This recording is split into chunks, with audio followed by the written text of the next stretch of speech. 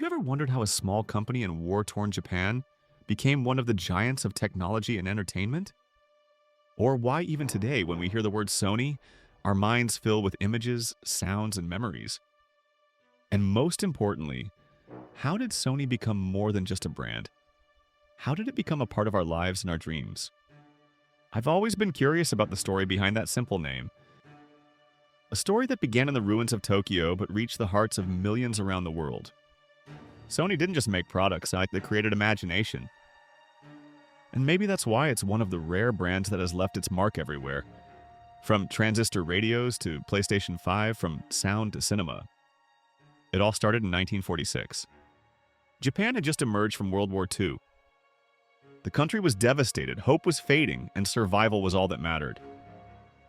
In that chaos, two men decided to do something impossible. One was Masaru Ibuka, a calm, creative engineer. The other was Akio Morita, a visionary businessman with big dreams. Together, in a half-destroyed building in Tokyo, they founded a tiny company called Tokyo Tsushin Kogyo, Tokyo Telecommunications Engineering Corporation. Their capital? Barely $500 and a handful of tools. Their first product? An electric rice cooker?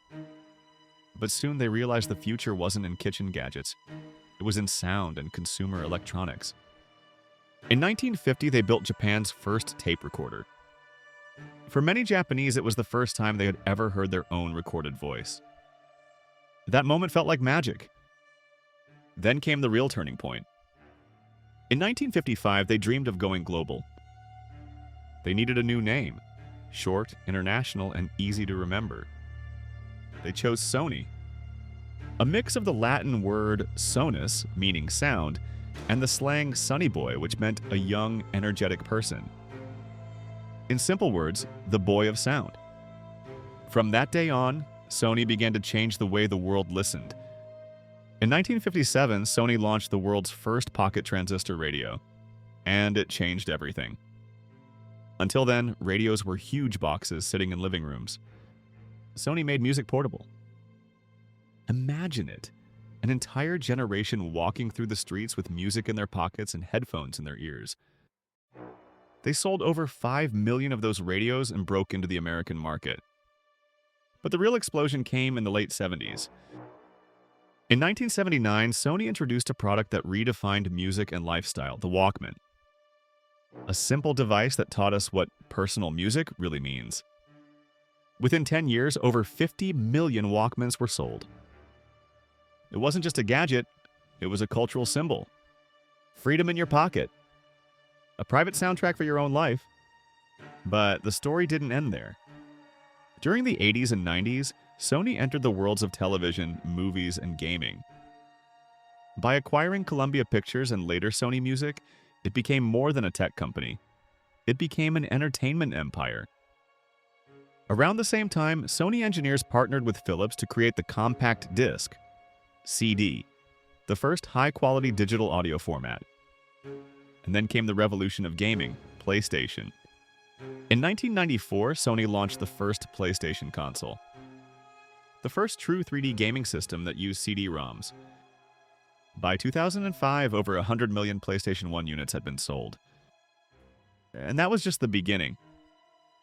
PlayStation 2 became the best-selling console in history with over 155 million units shipped. Today, the PlayStation 5 remains one of the most popular gaming platforms worldwide. In 2024 alone, Sony sold more than 50 million PS5s. At the same time, Sony never abandoned its roots in sound and image. From Bravia TVs to camera sensors, even the ones used in iPhones, Sony technology is everywhere. In fact, over 70% of all smartphone camera sensors in the world are made by Sony. So the last selfie you took probably saw the world through Sony's eyes. But what truly makes Sony unique isn't just its products. It's its philosophy of the blend of creativity and technology. In the 80s, their famous slogan said, "It's a Sony." If it was a Sony, it meant it was special. And that feeling still exists. From cinematic cameras in Hollywood to noise-canceling WH series headphones, from PlayStation titles like The Last of Us to movies like Spider-Man, Sony has built an entire ecosystem connecting sound, image, and emotion. Still, the road wasn't always smooth. In the 2000s, Sony faced major failures. Its Betamax video format lost to VHS. Its Vio laptops were discontinued. And its Xperia phones struggled against the iPhone. But here's the thing. Every time Sony fell, it reinvented itself. Like a phoenix rising from its own ashes. Today, Sony is no longer just an electronics company. It's a global powerhouse of technology and entertainment, with over 110,000 employees and more than $85 billion in annual revenue. Yet its focus has evolved. Now, Sony invests heavily in AI, automotive sensors, virtual reality, and robotics. Its mission? To expand the human experience through technology, not just to make devices, but to create feelings. When I look at Sony's journey, I realize it's never really been about machines. It's about people. From the Walkman to PlayStation, from recorded sound to virtual worlds, there's always been one common thread: human connection through sound and vision. With Sony, we've laughed, cried, played, and dreamed. But one big question remains. In a world where artificial intelligence is changing everything, can Sony still preserve that human soul inside technology? Can it still surprise us, like it did with the Walkman or the first PlayStation? I don't know. But one thing's certain, as long as there are companies like Sony, bridging sound, image, and emotion, technology will never be just cold and mechanical. And maybe the real question is this: if one day Sony finds a way to digitize emotion itself, will we still be human? What do you think?